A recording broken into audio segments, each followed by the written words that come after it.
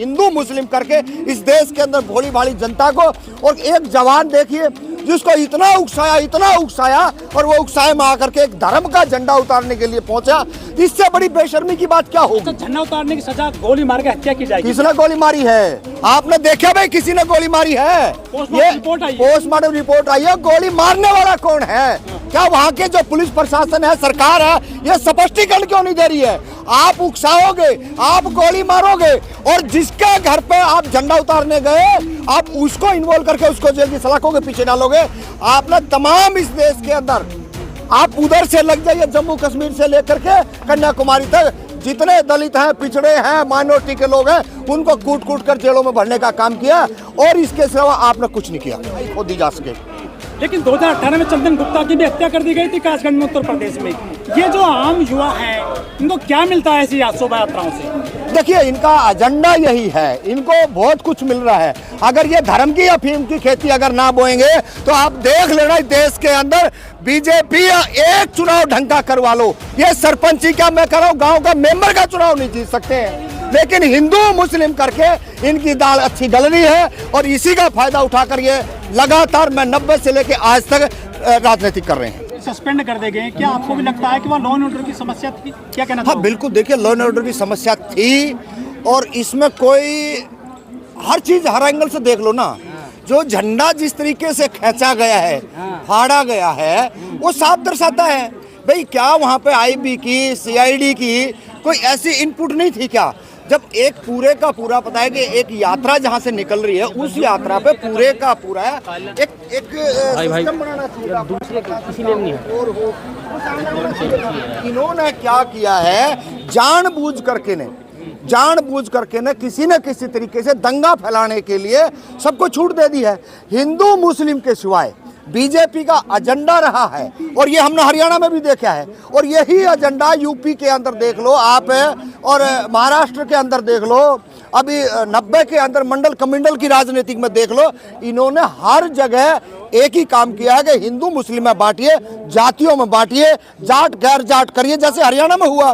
तो ये सारे का सारा एजेंडा इनका है कि अब इनकी सांसें अटकी हुई है यूपी के अंदर। आप लोग जानते हो अच्छी तरह से जिस तरीके से सांसें इनकी अटकी हुई है, इन्होंने किस तरीके से चुनाव जीतना और ये चुनाव जीतने का एक हथकंडा है। क्या हिंदू जो अपनी शोभा यात्रा में नहीं निकाल सकता उत्तर प्रदेश में? अरे कौन रोक रहा है आपको? आप कोई पत्थर नहीं बरसा रहा। आप बताइए ना किसी ने पत्थर बरसाया? आप वहाँ पे हर चीज दिख रही है, आप पत्थर दिखाओ ना। पत्थर कहीं पर भी नजर नहीं आ रहा है। ये झूठ जितने प्रोपगंडे बीजेपी आरएसएस के लोग देश में फैला रहे हैं, अरे मैं तो कह रहा हूँ आपसे 10 कदम पीछे जब पलमुमा हमला हुआ था तो यहाँ पे कम से कम भी 50 से ज्यादा कैमरे लगे और आदमी जो वाइट देने वाले थे मुश्किल से मुश्किल 10 और पूरे देश के अंदर एक प्रोपगंडा तैयार किया था। और इसी तरीके से सियाना के अंदर क्या हुआ, यही तरीके से ये हर चीज को एक प्रोपगंडा बनाते हिंदू मुस्लिम करके इस देश के अंदर भोली भाली जनता को। और एक जवान देखिए जिसको इतना उकसाया और वो उकसाए में आकर के एक धर्म का झंडा उतारने के लिए पहुंचा। इससे बड़ी बेशर्मी की बात क्या होगी? झंडा उतारने की सजा गोली मार के हत्या की जाएगी। किसने गोली मारी है? आपने देखा भाई किसी ने गोली मारी है? ये पोस्टमार्टम रिपोर्ट आई है। गोली मारने वाला कौन है? क्या वहाँ के जो पुलिस प्रशासन है, सरकार है, ये स्पष्टीकरण क्यों नहीं दे रही है? आप उकसाओगे, आप गोली मारोगे और जिसके घर पे आप झंडा उतारने गए आप उसको इन्वॉल्व करके उसको जेल की सलाखों के पीछे डालोगे। आपने तमाम इस देश के अंदर आप उधर से लग जाइए, जम्मू कश्मीर से लेकर के कन्याकुमारी तक जितने दलित हैं, पिछड़े हैं, माइनॉरिटी के लोग हैं, उनको कूट कूट कर जेलों में भरने का काम किया और इसके सिवा आपने कुछ नहीं किया। मतलब धर्म की यात्रा ना निकाले? अरे निकालो, हम कब करे हैं? आपका धर्म है। अगर आप 4-4, 5-5 घंटे ऐसा नंगा नाच करते हो, चाहे वो सुबह का टाइम हो, चाहे वो रेलगाड़ी का टाइम हो, रेलगाड़ियों में क्या होता है, अगर कोई आदमी गलती से अगर रोड के ऊपर या गाड़ी के स्टेशन के ऊपर अगर 2 मिनट की 5 मिनट की नमाज पढ़ ले तो तुम्हारे पेटों में दर्द होने लग जाता है। इस देश के अंदर हर इंसान को, हर धर्म को अपना जो सम्मान देना चाहिए और तभी आप सम्मान पाओगे। अरे मुहर्रम की यात्रा तो आप वो भी निकालते हैं, वो दिक्कत तो करते नहीं कभी? वो मुहर्रम की यात्रा निकालते हैं तो वो दिक्कत नहीं करते। ये इन्होंने कौन सी दिक्कत करी? अच्छा, आप छत पे चढ़ के ने और बहन बेटियों को गंदे गंदे आप गाने सुनाओगे तो इसका मतलब क्या हम चुपचाप बैठे रहेंगे क्या? चुप कोई नहीं बैठेगा। और मैं वो नालायक निकम्मे हरामजादे हैं, अगर किसी दूसरे के मोहल्ले में जा करके वो अगर गलत गाने बजाते हैं और गलत साउंड में गलत नजरिए से देखते हैं, उनकी बहन बेटियों को तकते हैं, तो भाई कार्रवाई होगी, कार्रवाई होगी। क्या आपके घर पड़ोस में कोई चला जाए ऐसे, कोई भगवा झंडा लहराए, कोई हरा लहराए और कोई जो खालिस्तान ये सरदारों का लहराए, तो क्या कहोगे आप, क्या करोगे? जवाब है क्या आपके पास में? अभी क्या प्रोपगंडा किया था बीजेपी के लोगों ने? मैं कह रहा हूँ किसान आंदोलन, भाई ये इंडिया के ये लाल किले के ऊपर है, क्या हुआ था? पूरी दुनिया ने देखा कौन झंडा फहराने वाला था, क्या उसकी फैक्ट फाइंडिंग आई? आज तक आई क्या? नहीं आई है। तो ये सारे के सारे अपने लोगों को भेज करके इस तरह के हथकंडे अपनाते हैं। और मैं तो ये कहूंगा आप लोगों के माध्यम से, अपनी अपनी औलादों को आरएसएस, बीजेपी, करनी सेना, बजरंग दल, इन शाखाओं के अंदर अगर जाने से रोक लोगे तो देश बच जाएगा। और नहीं तो देख लेना हर घर से कोई भी बच्चा स्कूलों की तरफ ना जा करके इनकी शाखाओं में जा रहा, और शाखाओं के अंदर यही ऐसे आतंकवादी बनने पड़ रहे हैं। अभी नू दंगे के अंदर कौन था वो? अभी ये नू दंगे के अंदर गुड़गांव से बिट्टू बजरंगी, मोनू मानेसर, ये कौन लोग हैं? किसको तैयार किया जा रहा है? ये तो हम लोगों को समझना पड़ेगा कि हमारे बच्चों को दिल्ली यूनिवर्सिटियों में पढ़ाना है या उनकी शाखाओं में भेजना। ये तो पेरेंट्सों की जिम्मेदारी है कि रास्ता कौन सा। अरे धर्म हमारा व्यक्तिगत है, हमने जो अच्छा धर्म लगेगा उसको अपनावांगे और उसको मानेंगे। उसकी प्रदर्शनी करनी है क्या? आप तो पूरे देश के अंदर प्रदर्शनी लगा रखी है आपने तो धर्म की। वो और धर्म वाले भी थे, वो तो कहीं ना इतना प्रोपगंडा करते। आप कभी तो चले जाते हो नूम है। अभी धर्म का कब से आई है यहाँ? ये धर्म की 90 में जब मंडल और कमंडल की राजनीति की शुरू हुई थी, जब वंचितों को, शोषितों को जब हक मिल रहा था, तो इन नंगा नाच करने वाले बीजेपी आरएसएस वालों ने कहीं ने दलितों को, पिछड़ों को कोई सामाजिक न्याय ना मिल जाए, तब जा करके इन्होंने इधर ये मंडल कमंडल लेके चले थे। और वो मंडल की बात आज तक अधूरी है और ये सपना ये पूरा नहीं होने देने वाले। मंत्री हैं, जो अफसर हैं, उनके बेटे तो नहीं है तो धर्म बचाने क्यों आएंगे?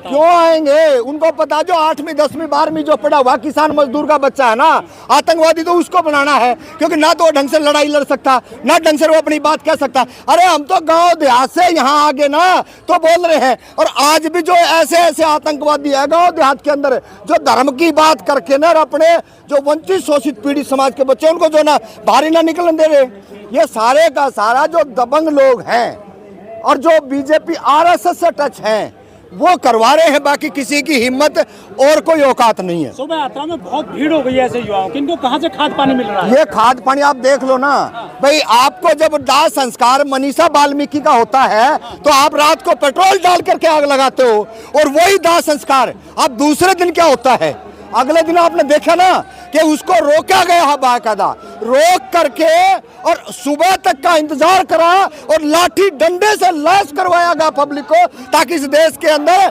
हिंदू मुस्लिम की एक नफरत की बड़ी खाई खोदी जा सके। लेकिन 2018 में चंदन गुप्ता की भी हत्या कर दी गई थी कासगंज में, उत्तर प्रदेश में। ये जो आम युवा हैं, इनको क्या मिलता है ऐसी शोभा यात्राओं से? देखिए, इनका एजेंडा यही है, इनको बहुत कुछ मिल रहा है। अगर ये धर्म की अफीम की खेती अगर ना बोएंगे तो आप देख लेना देश के अंदर बीजेपी एक चुनाव ढंग का करवा लो, ये सरपंची का मैं कह रहा हूँ गाँव का मेंबर का चुनाव नहीं जीत सकते हैं। लेकिन हिंदू मुस्लिम करके इनकी दाल अच्छी गल रही है और इसी का फायदा उठाकर ये लगातार मैं 90 से लेके आज तक राजनीति कर रहे हैं। जांगड़ा की हिंदू सेना कह रही है हिंदुओं ने चूड़ी नहीं पहन रखी है। तो भैया इस देश के सामाजिक न्याय प्रिय जो लोग है ना, उन्होंने भी हाथ बांध के नहीं रख रखे, वो भी खुले मैदान में खड़े। चैलेंज है उन लोगों से, वो करनी सेना बजरंग दल से, कि भाई आप आमने सामने आ जाओ, फिर आप आमने सामने आ जाइए ना। आप ऐसे भोले भाले अशिक्षित लोगों को गुमराह करते हो, जो बिल्कुल मजदूरी करने वाले लोग हैं, उनके बच्चों को जो 8वीं 10वीं में है उनको शाखाओं में ले जाके आप लाठी चलाना सिखा। अरे मैं तो तब आपको धर्म का ठेकेदार मानता जब आप कलम चलाना सिखाते उनको, आप लाइब्रेरियों में भेजते उनको, आप सामाजिक बात करते। अरे आप तो इस देश के अंदर नफरत भरी बातें कर रहे हो और इससे कोई फायदा नहीं होगा। देश के आम जनमानस से आपके माध्यम से कहना चाह रहे हैं कि आप समय रहते सचेत हो जाइए, नहीं तो इस देश के अंदर बंटाधार करने वाले हैं। ये आरएसएस और बीजेपी देश को खोखला करके मानेगी। नरसिंहानंद का बदला लिया गया क्या डांसने वाले का बहराइच में? क्या कहा आपने? नरसिंहानंद ने जो बात बोली थी उसका बदला लिया गया क्या है? देखिए, ऐसे पाखंडी बाबा बहुत घूम रहे हैं, इनसे कोई फर्क नहीं पड़ता है।